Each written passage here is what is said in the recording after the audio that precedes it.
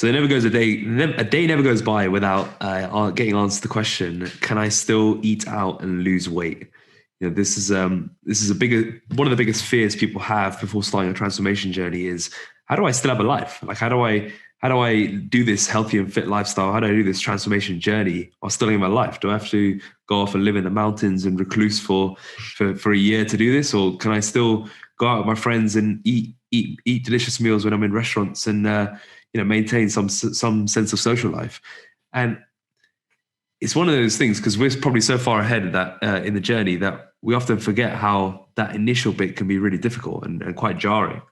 But the overarching answer we always say is, yeah, absolutely you can. But there needs to be that you can't have your cake and eat it. You can't go out and have 10 pints and a dessert every time you go out, because that's not conducive with the goals. But can you go out and make progress? Absolutely.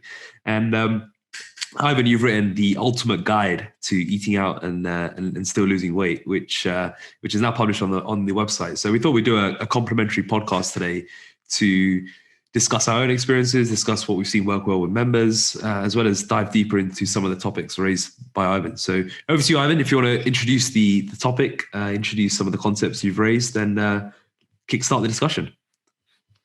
Yes, thank you, Akash. But yes, that is definitely one of the biggest questions that we always get, especially around the holiday season, with regards to eating out. What do I do? What's the strategy? Should I starve myself all day to make room for calories at night? Should I buffer? And fundamentally, I think the impetus for writing this article was just because of the amount of questions that we would get on the topic, and also just because of the, excuse the language, just shit advice that you get from most resources on how to do this properly. So some of the biggest errors that we've seen from just people just excessively buffering, or excessively, when I say buffering, it's trying to reduce your calories either on the day drastically, or in my opinion, even worse, trying to reduce calories throughout the week. So you have this mountain of calories that you think you can consume on the day, which we can talk about later on. But yeah, what spurred this was just, I think, people just approaching the entire situations incorrectly. And I agree that they may not be at that stage in their journey where they have the know-how to navigate these things appropriately, or have the nutritional understanding and knowledge to make these choices, because there has to be a fundamental layer of education when it comes to this sort of thing, right? You need to know what certain foods, what are filling foods, what are foods that have higher calories, what are foods that are going to keep you full and satiated.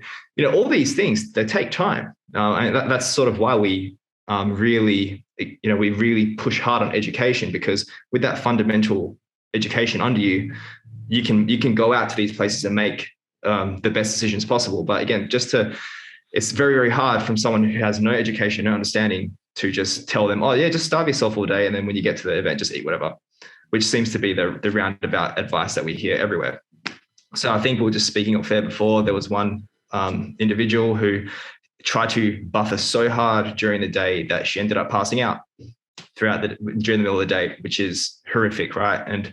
And a lot of the horror cases that we've seen, or when people overdo it at these events, is because of that sort of behavior, this harsh restriction to then allow, I'm saying that in quotation marks for people listening, allow this overconsumption. And all that does, when you may not think it, but all that does is create this dichotomy of starve, binge, repeat, and then fast the next day because you feel so guilty about how much you ate on the night. And all this does is just perpetuate this cycle. And that just doesn't have to be the case. You can go out and have your low calorie cake and eat it to some degree. But as Akash said, you cannot go out and just think you can drink 12 pints, even if you have buffered for it, and think that you're still going to make gains, And this is another like cringeworthy thing, when not cringeworthy, but some people think that they've hacked it when they wake up lighter the next day, even after I've had 10 beers because I buffered all day, but I'm lighter the next day. Yeah, I lost weight. No, you didn't. You just dehydrated, and all you did was reinforce horrible behaviors, and your weight is obviously going to rebound the following day. So I think just in a roundabout way, this guide is meant to give people the foundations on what to consider when you're going out, strategies for certain situations, sound strategies that are not going to go get you to the event starving, because that's the biggest thing that I wanted to address. I wanted to make sure that people go into each social gathering, event, restaurant meal with a relatively well-fed or relatively well-hydrated, a bit of both. Because once you have that base, and there are many ways to get there, which we'll probably discuss today, you're just in a better position to make better choices. And that's what it fundamentally comes down to. You don't have to go into another pet peeve of mine. Sorry if I'm ranting. You guys chime in whenever you want. But another pet peeve was when people would try to just think that they have to track the calories exactly when they go out. They're trying to like number crunch MyFitnessPal, being like, oh, maybe this steak had this many calories, this had this many calories. It's like, no, we don't want any of that. We don't want our members, our clients to be going into these events number crunching, getting their phone out. They don't have to bring their Tupperware, vegetable containers or whatever to any place they go. That was my goal with writing this article, was to, yeah. No, I didn't mean to cut you off like that. I thought you were going to stop. That's all right. What I want to say is let's dive into some applicable some advice for some people listening, because if we take into consideration, most people listening are probably within the first 2 to 3 years of their journey, either right at the beginning or maybe 1 year in, 2 years in, like in their first investment cycle. So let's talk about some real hard strategies for how to navigate eating out whilst you're still early on in this journey. Like, this isn't something your friends are used to you being. This isn't something you're used to being. You're not used to ordering salads at restaurants. Your friends are used to you seeing you have polished 3 courses like it's nothing. So let's speak to that. Let's speak to that person here. What should you be doing here without taking it too far? How do you eat out, enjoy your social life, and still make progress if it's fat loss or muscle building or whatever that may be? And then we'll talk about some big scenarios, like if you're in the grind, if you're really pushing towards that final stage, fat loss. But for now, let's just talk about anyone who's looking to make some progress. Okay. Well, I think first of all, you need to either prior to the event, I'll definitely say prior to the event, just tell your friends about your journey. Make sure that they know what you're trying to do here, and just be authentic about it. Be real with them. I think where a lot of these issues come about is when, let's just say your friends have always known you as that person to order, all this food, et cetera, et cetera. And then you rock up to the restaurant, say nothing to them, and you order a salad. Yeah, they're going to give you a hard time because you haven't taken the time to actually address with them, hey guys, I'll come out, but this is what I want to be doing. I'm really keen on changing my life. Like, I need to change my life for the better. And, I'll really appreciate it if you would give me your support no matter what I choose. So I think just having that conversation, I know that sounds really simple, it sounds really silly, but that in and of itself can go such a long way, because then you alleviate that pressure of when you get to the restaurant. Because I get it. If you're not used to this sort of lifestyle and people know you as this other person, it's hard to make that decision in the moment when everyone else around you is ordering the food that you have been eating all the time. But remember, you're on this journey for a reason, and part of that is also adopting a new identity. And that new identity is someone who, when they go out, they just make sensible choices.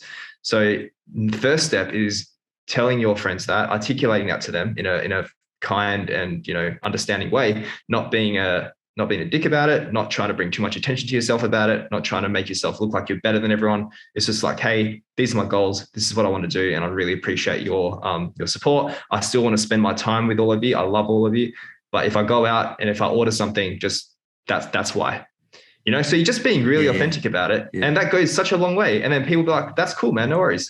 I think it goes such a long way when you say it before the event. I think the awkward bit is when you try and announce it on the dinner table. You just ordered a chicken salad and you're like, oh, and everyone's looking at you and like, oh yeah, by the way, I'm doing this. Like, I'm trying to lose a bit of weight. People just laugh and make funny jokes. We all heard from our members who've got that story where they've told people in the moment, and they've all got someone on the table gives some really snarky comment and it pisses them off. Yeah. And it can really throw you off mentally. But if you tell them before, it's a whole different ballgame, right? It's just, okay, cool. They get the laughs. The laughs are already done. They've already made the comments. They'll make the comments in the WhatsApp group. All that stuff is out the way. So when you get there, you don't have to repeat that same story. Yeah, exactly. And it goes such a long way. It's so simple. And at the end of the day, if they are your real friends, they will be supportive of that. And then, so once that is established, then you can head on to the place. And then, I think what I wrote in the article from memory was a few points. When it comes to a restaurant meal, nobody actually cares what you order. You know what I mean? Like once you've established this, obviously, once you establish that, yeah, I'm doing this, I'm doing this, you order a chicken salad, you order something that has a lean protein source, order something that has a lot of vegetables, and you just make the best decision that you have available. You do not have to eat appetizers. You do not have to eat desserts. You don't have to eat the complimentary food that comes onto your table. Remember, restaurants do these things so you eat more. That's what they're trying to do. They're trying to tease your appetite with these small things. So you pick at it, you do this, you do that, you think that's part of the experience. And yeah, it can be, but you don't actually have to engage in that behavior, right? If everyone's sharing food and whatnot, no one's going to care if you don't grab something. No one does. Just, have some water with you. I personally like to use just like a diet soda or something. And most importantly, just be the life of the party. Be someone that people actually want to hang out with, talk to everyone, be social, understand why you're there. And if you're the life of the party and you're friendly, no one's going to bat an eyelid. They don't care what you eat. And I think once people get past that stigma, it just makes the whole situation that much easier to navigate. Well, so I'm just going to speak to people that might find that difficult in terms of like, being the life of the party or like, using that as a different way. Because the other way you can play it, and I think this works for some people, is you just don't make a big deal out of it. As in, so you have the conversation before, but then you also don't make a big deal out of it. And, if the appetizers come and say, I don't fancy any of them, you just say something like that. Yeah. Or when the desserts come around and say, nothing really tickles my fancy here. Yeah. These sorts of things are probably another way to just, you don't need to make a big deal like, oh no, I'm on a weight loss diet. You're just saying like, you know what? I'm just don't fancy any of it. I use that one quite often actually, just because I can't be asked to explain what I'm doing. So I'm just saying like, I don't fancy a dessert, or I'm not really drinking this month. That's another one I use a lot. Is they're like, oh, do you want a drink? No, I'm on a detox from alcohol. Cool. Like so many people are doing these like sober October or like clean January or whatever. There's like every month there's something, right? Just say, I'm just actually not on alcohol this at the moment. And people just say, oh, cool. Do you want a soft drink? Yeah, I'll have a Diet Coke. I had that literally on last Thursday. I was at an event and they had these premium whiskeys out there.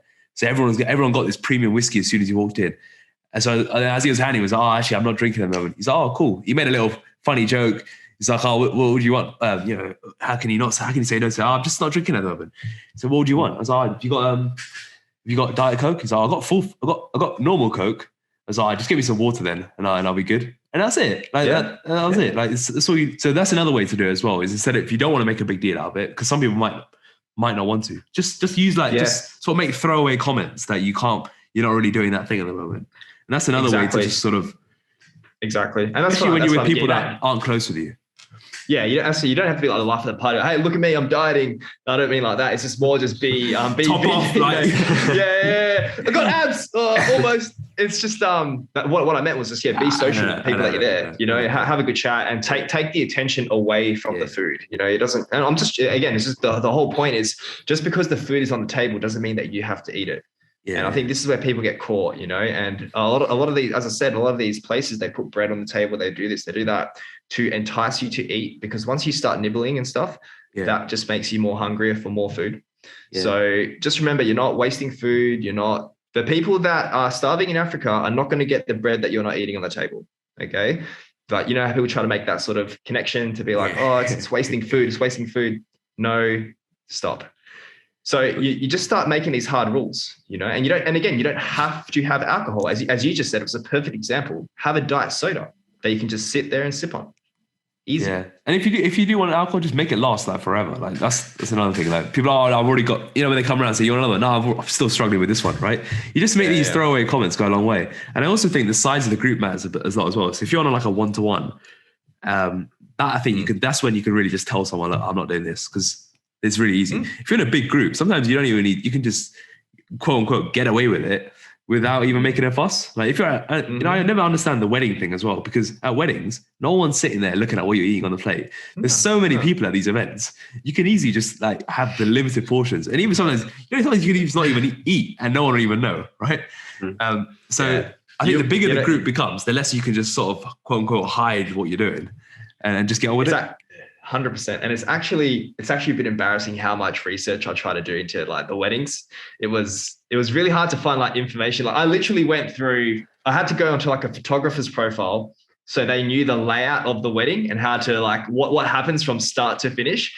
So I could be like, in whatever situation, okay, where would you have to be a bit like, where would you have to plan ahead, with nutrition and stuff? Yeah. And there are so many gaps in the day where you can eat perfectly fine meals. Yeah. There's so many opportunities. And even with the all-you-can-eat buffet, which we'll touch on later, which is usually the spread at a wedding, or it's usually like a fine dining menu, either option can be navigated very easily.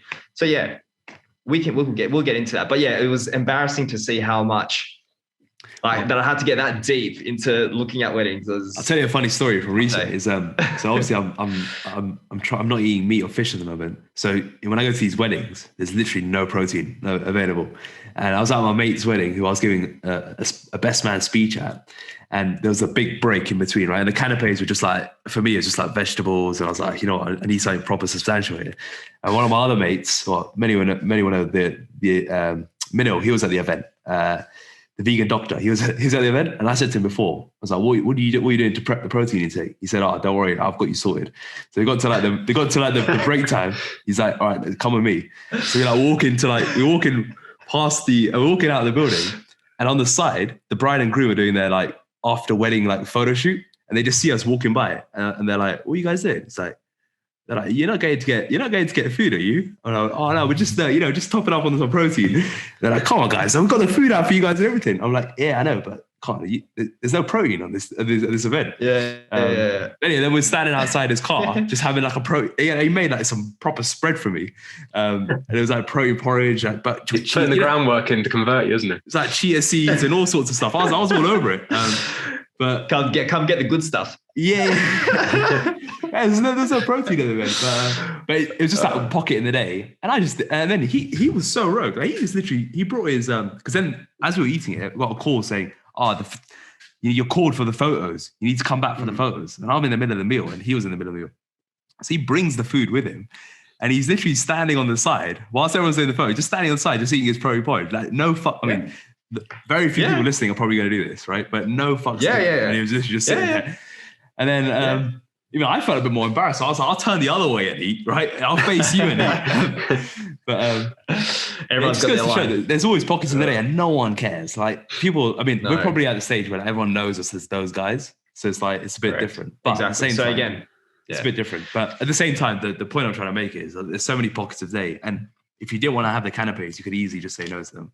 If you do, when you're at the sit down meal, of course, it's a bit different. But most of these weddings, like, you either it's either a buffet or it's you get meals at your table and if it's and usually when the meals that come out, they're always really well portioned. Yeah. I mean, if anything, they're too small. Yeah, if anything, exactly. And they're always made up of and if you're a meat eater, a piece of meat, a carb sauce and some veggies.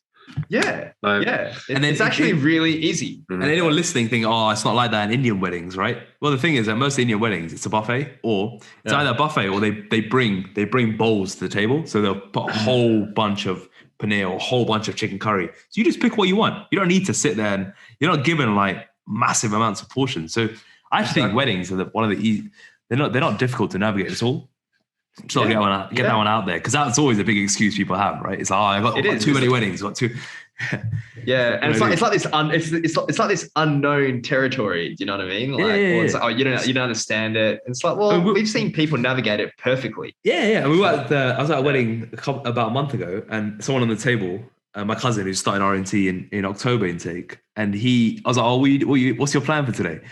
And he was like, I'm just gonna have the salad and I'll just have whatever protein options there is. And he was just picking it off his bowl. Some people were giving him shit, but it's like it was more just a bit of banter rather than, oh my god, like how embarrassing sort of thing. So exactly, and good on him. That's fantastic. See, he already made that decision. That's great. Yeah. So that's the wedding talk out of the way. Cool. So what was the next point? You were leading this. What was your next point? So we've spoken about, okay, what do you do prior? You're in the restaurant. Okay, this is the point. Anywhere you go these days, you have the option to always pick a sensible choice. There is always a good option no matter where you go. Now, again, we don't it doesn't have to be perfect wherever you go. We get it. It's not going to be perfect at a burger joint, but there are still better things you can do there. It's not going to be perfect at a pizza place. But the point that we're trying to make is that you can always do things to make the situation better for yourself. Always. So once you have that mindset, you sort of that anxiety about eating out can sort of be dampened down, because I don't know any fine dining, I don't know any restaurant that doesn't offer some sort of like chicken salad or some sort of even these days now a more plant-based protein with some salad. Like everywhere you go these days, you can go to like petrol stations these days. This is in Australia. I'm sure it's better in the UK. You go to petrol stations and you can get like a healthy meal that has protein and some vegetables. Does it come with like a little bit of extra fat? Yes. Is it a big deal? No. This is the thing. People go, but it's got this, got that. So I may as well just get the burger. It's like, no, it's not the same thing. You're making the conscious decision to even make that, even the act of you making that sensible decision is already laying down a brick for the person that you want to become later down the line, right? You're now getting accustomed to making sensible choices wherever you go. That in and of itself is a win. Even if it's not 100% perfect, clean, whatever you want to call that, it's still the best option that is available there. So wherever you go, just understand that. Know that you have the power to make a sensible choice if you want to, of course. Also, if you do that initial bit, right, when you are laying expectations, normally you can control where you go. Like if when I don't know, your mate puts a message into the WhatsApp group, all right, how about dinner this Friday? All you need to say is, yeah, sounds great. I'm trying to shift some weight at the moment. So how about, can we go to X restaurant? Because there's some good choices there. Or, all right, can we just not go to the burger why not place? just pick the place? Yeah, say, exactly. Hey guys, what about this place? I've booked it now for 7:00. Yeah. And see you there. That's also the time if you want to, just to say like, to let them know about the weight loss. Because then it's like, it just lays expectations. Because if you normally go to the pub and just get pissed with all your mates and they're like, all right, pub this Friday, you up for it? And you just say, yeah, they're all come with the expectation of getting pissed. If you like, oh yeah, but I'm not drinking, I've got to drive or something, at least they all come with the right expectations. And that's where like, that's the biggest thing. I think when you're there, people know that salad's better than a burger, but like the hard thing is just the social side of it in terms of just laying the expectations. And that's where, you go in with all the best strategies in the world, unless you lay those expectations out and you just hold strong from like a social perspective, like the rest everyone actually knows, I think. The drinking and driving is a good one as well. That's a good thing to throw out there. Say, I'm driving tonight. Just go and just start driving everywhere. Drive all your mates and just be the designated driver. It's an easy way because no one's going to say, you should still drink still have loads of drinks, right? Because you're driving. So another way to that's what really worked for me back in the day, because I used to live very far from where me and my friends would go out to party. So I would have to drive. I would be like, no, I want to drive, and then they were like, well, cool, we got a free ride, fantastic. So no one really cared at that point. I managed to still go out and just stop drinking, but still spend time with my friends and make it about the music and the fun times versus the booze, So that was how I handled that quite well. And over time, people just stopped caring, And a lot of the time, they wish that they could do the same, So Ed, it made a good point that everyone sort of knows that a salad is better than a burger. But there's a few other things I think it's worth that people might not know is sort of the hidden things that typically creep up in a restaurant and you sort of underestimate what you actually eat. So for example, like a chicken Caesar salad, you might think it's about 200, 300 calories, but it's probably 700, 800 when you add all the croutons and all these extra the drizzle of olive oil all over it. So it might be worth talking about some of these sort of sneaky things that restaurants do that you might just be aware of and ask for different things. Like if they say, yeah, it's coming with stir fry veg, you might want to say, do you mind just making that steamed veg? Something like that. What are some of these things that people can easily forget about when they're eating out? I think with things like those big Caesar salads, you can always ask for the sauces on the side if you want. And then again, you don't have to consume them, but what they'll do, they'll bring them out and they'll usually just have them around the plate. So either your friends can have it or you can sort of choose how much you put on there. A lot of restaurants will do that when it comes to that sort of thing, which is cool. Another thing so always, if possible, ask for sauces on the side or just completely omit them. Because a lot of the time, the sauces that they do use are going to be super high calorie, and that's where those things add up. Because remember, the restaurant's job is not to get you shredded. The restaurant's job is to make food taste incredible.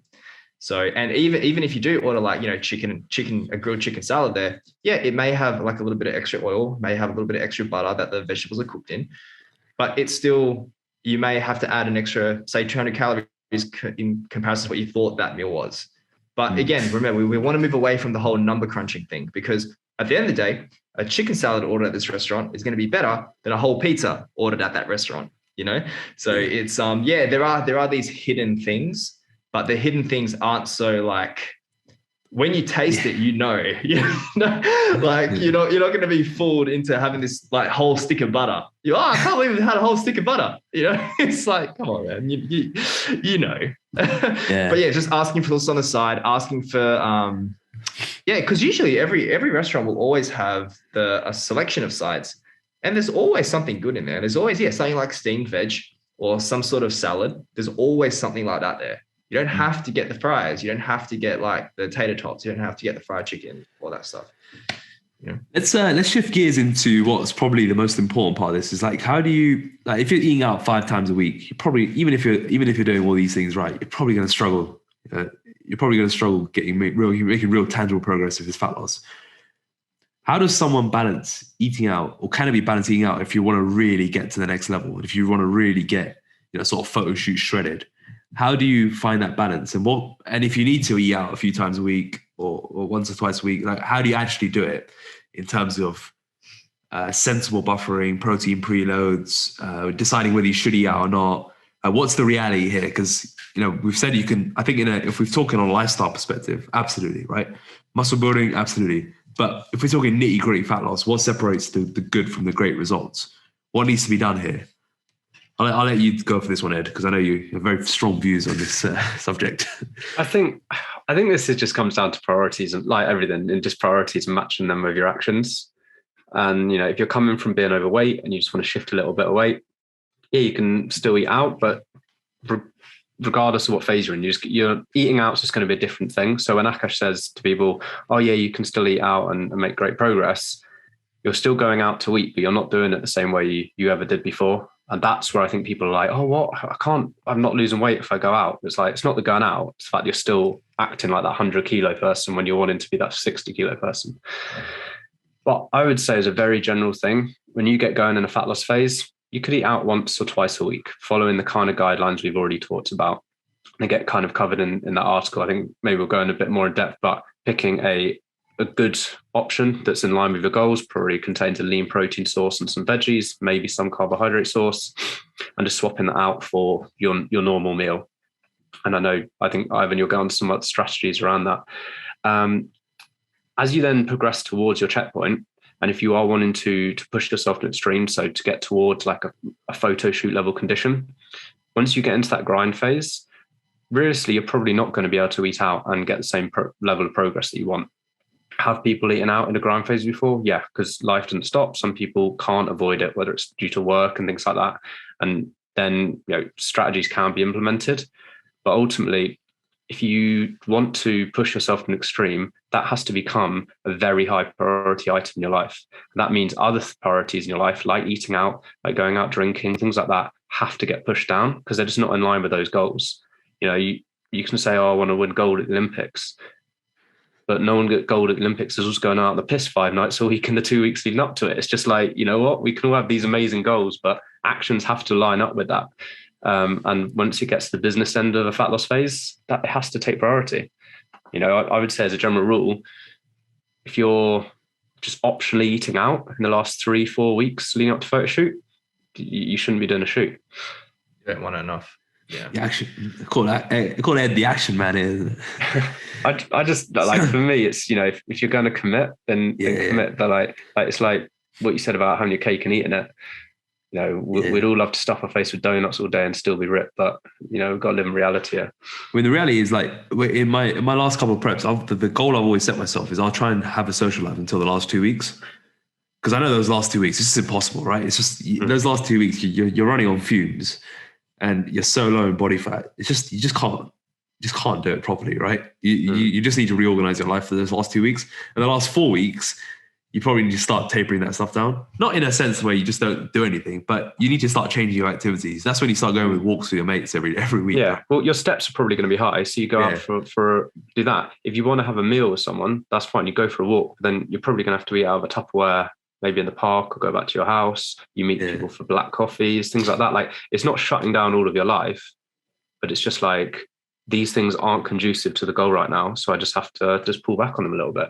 Yeah. The same way, like when your GCSEs are coming up, you have to like, you got your exams. Doesn't mean you can't see your friends, but like, you're just not seeing them as much because you got to revise more. Like, it's sounds like a very personal story, like the GCSEs out of nowhere. Where did that come from? Oh no, you know what it was? Because one of my clients' kids is doing their mocks at the moment. Oh yeah, I know. So I was talking about this morning. You just got to ramp it up and down, right? You got to ramp it up and down, and like, if you want to really get to that next level, you're gonna have to prioritize your fitness for a period of time, and it's gonna have to go from like maybe number 3 to 4 to like number 1 for a few weeks. Yeah. And as we've always said, the food is going to be there later on. It's if you do things correctly, like the whole, you don't say you're dieting for a whole year and it being in this process phase and saying that you just never eat out anymore because of if you're never eating out throughout your dieting phase, you're doing it incorrectly. But during that final month where you really want to push the envelope, it's 1 month. I'm sure you can say no to a few engagements and go, hey, no, I'm really buckling down. Once I get into my lifestyle solution, I'll definitely start going out with you guys again. But I'm really focusing on this goal. It's 1 month. You can do that very easily. You know, and like we said, it's not even like saying we can't see you. It's just saying, instead of the meal, let's go for a walk. You know. Yeah. Well, let's say hypothetically, someone just has to go to some event, right? Has to be there.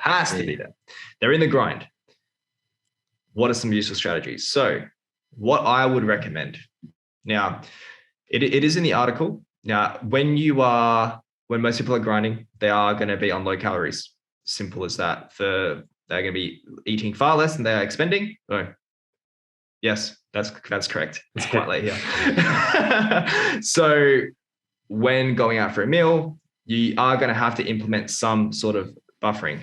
Now, the traditional buffer, what I spoke about earlier, I want you guys to get that out of your mind completely. That is not the way to do that intelligently, because all you're doing is just setting yourself up for disaster when you go into an event, hungry, low body fat, low mood, all that stuff. Seeing other people around you eating food is just going to make you go crazy. Okay. So you need to put strategies in place to make sure that when you do go to this event, you still feel relatively satiated. I say relatively because at the end of the diet, you're going to be hungry a lot of the time anyway. Okay, so you're not going to be able to kill it completely. But I would recommend during that hard dieting phase is having a combination of the protein preload strategy, which is consuming a protein shake that consists of protein powder, whether it's whey protein, vegan protein powder, doesn't matter. The key ingredient here is going to be a couple grams of xanthan gum or guar gum, mixed with some water, mixed with some ice, and you make this big protein sort of thick shake. Okay. And you consume that as close as possible to the event as you can. Now, what that's going to do, it's going to slow down the digestion of that protein because of the xanthan gum. It's going to stay in your stomach. It's going to keep you nice and full.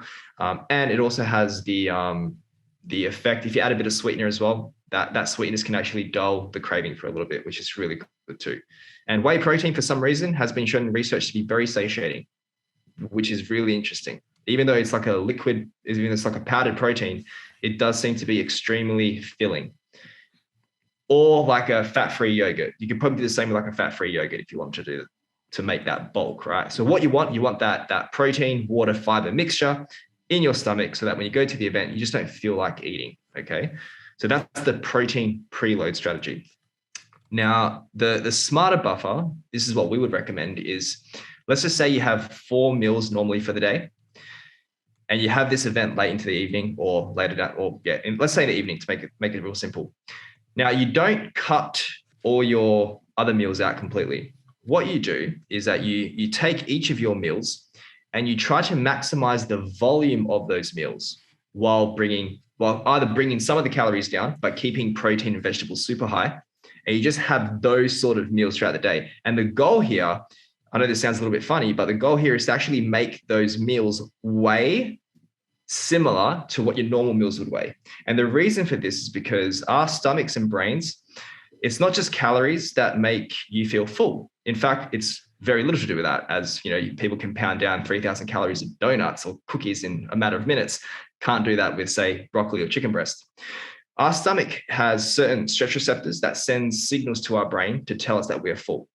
And this is why high volume eating is such a useful strategy when it comes to dieting, because it's that fullness in the stomach, the stretch receptors, they send that signal that tell the brain, okay, you've had enough food, let's bring down the hunger, which is great. So what you can do, because it's a very short-term thing, is swap some of your meals throughout the day with the highest volume versions of those meals if possible. So again, as an example, like maybe not many people will have rice or potato at the end of their process phase, but let's just say you had like 200 grams of sweet potato for lunch. You could make a substitution to get, say 500-600 grams of pumpkin or additional vegetables to make up, the calories could be the same, but the volume could almost be double. So that's the sort of strategy that you want to be looking at. You want to be looking at how can I make my normal meals either way more or the same, but with less calories. And then by default, by the time you get to your evening meal, you would have created this buffer already by, say, 500-600 calories, depending on how you do it. And this doesn't mean that you just go crazy at the buffet or the event. You just, again, have a sensible meal at the event. But you know that you've buffered throughout the day sensibly, that you don't have to stress too much. And because you're going to go into the event satiated, not starving, potentially actually quite bloated because of how much food volume you've had, which is a good thing at the end of a process phase, then you're just setting yourself up for success. So you have that mixture of the protein preload plus just a better buffer. And I think that's the best way to go for people who are deep in a grind, who have to go to an event. Yeah. I was just thinking about different scenarios of like different events you have. And I think, like I said, it just comes back to that expectation, because I was just thinking, like, when people are at like events and they're at buffet and they pick a salad and they pick some really healthy stuff, the first response they're going to get is, "Oh, that looks very healthy." So I think, I think all of Ivan's tips are great. And if you combine that with setting expectations right, you're in a really good place. I think what we can do now is just rattle off some quick fire tips for like common places that you can go to, like burgers, pizzas, all this sort of stuff, what you can do there. And then also just cover quickly on alcohol. Because I think people underestimate, even if they're having like a couple of gin and slims, right? How many calories that is? Because a gin and slim is like, it's like the default dieters drink, right? But it's actually got a few more calories than you might think. It's got 100 calories. Yeah. Is it 100 calories? Yeah. Yeah. So you have a couple of them, you got 300 calories. Yeah, exactly. So any sort of hard liquor, like a good rule of thumb. So you got your whiskey, you got your rums, gins, vodka, any sort of 1 ounce shot there, you're looking at between 90 to 100 calories, depending. And if you mix with a diet soda, then obviously that's good. Well, not good, it's the better option. But again, they still can rack up very easily. Imagine if you get like a double shot, that's almost 200 calories in a drink. And for reference, again, so this is what I like to get people to visualize these things when we're talking about alcohol, so then they can decide whether it's worth it or not. So it's like, okay, cool. You want a double shot of vodka with some Diet Coke, not even full Coke. So you're looking at almost 200 calories there. And then you try to sort of use food as like a guide there. So what would be 200 calories equivalent to that? That's like, you could go almost a kilo of pumpkin for 200 calories, right? Or like, it's just this is beautiful high volume food, or, you just, what would be the equivalent to like potato there? That's like almost 250, 300 grams of potato, depending. So do you want to sacrifice that much food for like this little drink, or just things like that. But again, if as long as people are aware and they understand what's going on, that's fine. But the issue with alcohol is you have the extra calories, but then you also have the sort of fuck it moment where you're like, who cares? The inhibitions sort of go down. You feel like the life of the party. You're like, I'm dieting. No, you're not, mate. And then obviously you overconsume later on. You go to the kebab store later on, and you go, diet starts Monday. So that's the issue with alcohol, in my opinion, is that you have, unless you can stop at like 1 or 2, that's brilliant. But if you have a tendency to have 1, 2, 3, 4, 5, you can easily stack up 700, 800, 900 calories easily just from alcohol alone and not feel full, not feel satiated, and then end up binging another 2,000 calories later. Damn. Yeah. Yeah. I mean, it's so easy to justify. Oh, I'm just doing shots. I'm just doing diet. I'm just doing diet. I mean, I'm not gonna lie. Like, sometimes I'll use that in my own head. It's like, oh yeah, I'm just sticking to clean drinks. But when you realize what it is, I'm like, holy shit. Yeah. And I think light beers are similar. So like a light beer could be 100 calories as well. I think wines, just a normal 50? glass of wine, 50 calories. Is it 150? 150 for a wine. Yeah, 150, yeah. So wine racks up pretty quick as well. But yeah, I think the shots one, that's a good example, because you have it so fast. You're like, oh, I can't be any calories in that. Yeah. It's so fast. It's out of sight, out of mind. But they definitely add up quite a bit. A splash of water, basically, isn't it? Yes. So yeah, I think when it comes to drinks, though, they align pretty closely, I think, with desserts, in the way that they're just this added extra that's not really giving you any benefit. You have your main, it's going to satiate you, it's going to give you that chance to eat when everyone else is eating. But if you're drinking, it's not going to satiate you anymore. It's not really going to add anything else, when you could just have, if you've got like a gin and slimline tonic, like you could just have a slimline tonic. The drink looks exactly the same. You're only sticking to one. You're not really going to feel it anyway. Like, what is really the point of doing that? And then most often it's just peer pressure. And I think that then just goes back to the start about realigning expectations and going in as that new person. Because I can't understand, especially in terms of like a grind phase. There's if you're drinking in a grind phase, then you shouldn't be in a grind phase, as far as I'm concerned. I can't get my head around that. Yeah, I agree.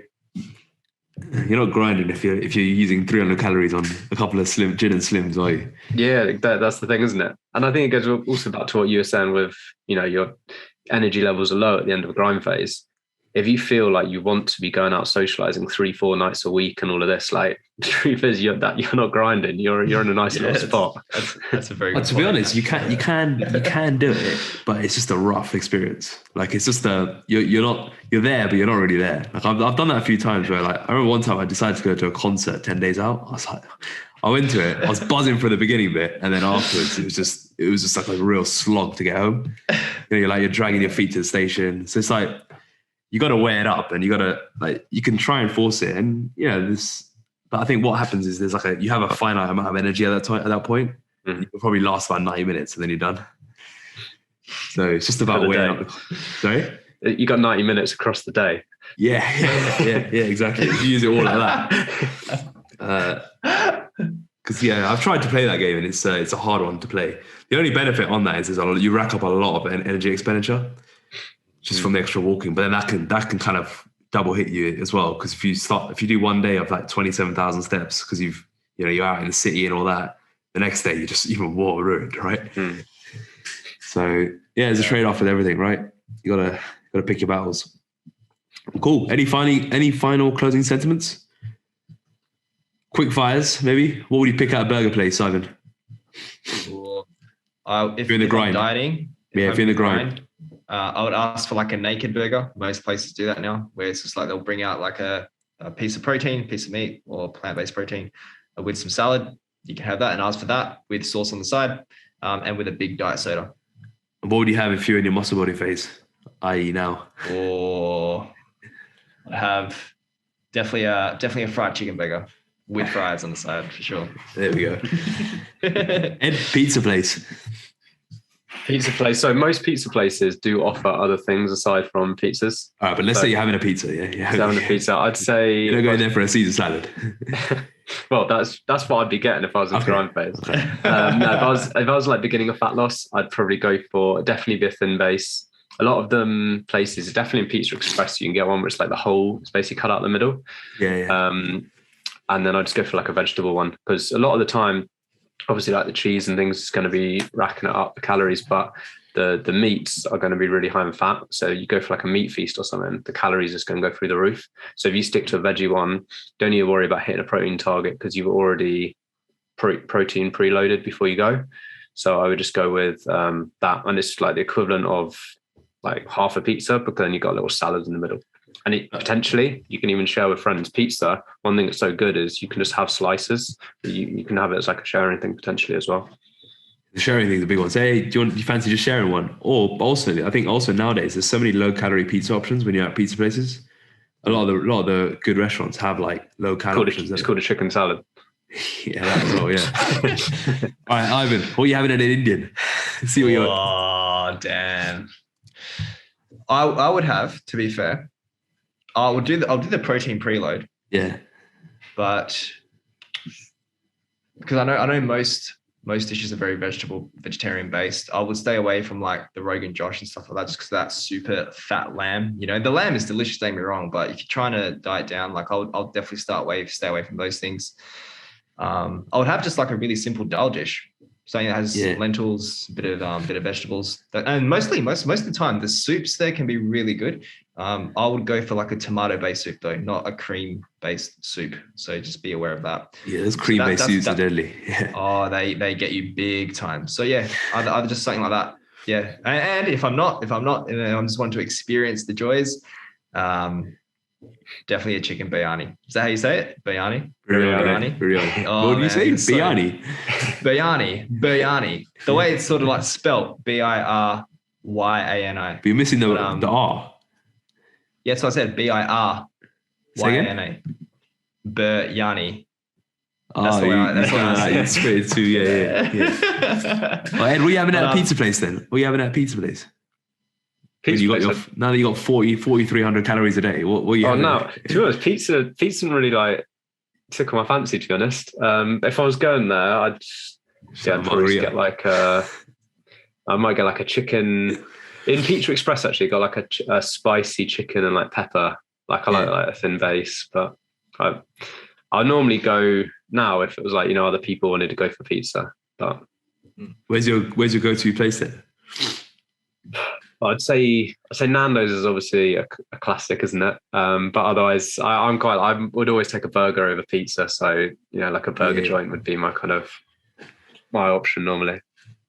Good little strategy. Also, is like it's not really budget friendly, but if you really want to like, if you want a good way to like go to a place where you don't want to eat much, just pick an expensive like Japanese place. Because like everything's so expensive there, you're gonna think twice before ordering another dish. And like the size you get, the serving size you get is going to be nothing.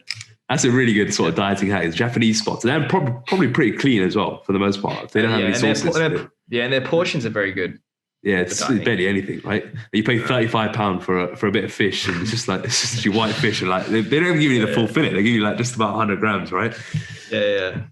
So that's another little hack there, but it's not very friendly on the wallet. That's the only problem. Cool. All right. Overarching theme today is it ultimately all comes down to identity and managing expectations. We can have all the hacks in the world, but if you're still going to go there and forget all of the hacks and end up just going back to where you were before, you won't make any progress. So it all starts with identity. It all starts with aligning expectations. If you can get those things right and you stay strong right to the end of the night, you're just building up that. You're building up that momentum in your head. You're building up that confidence that this is the new you, and you're building up more reassurance that this is something you can do sustainably for the rest of your life. So take that forward. Check out the article in the show notes. We'll link it inside there. It's the ultimate guide. It's got all sorts of different strategies and little metrics on different calorie calculations. So check it out. And speak to you all soon.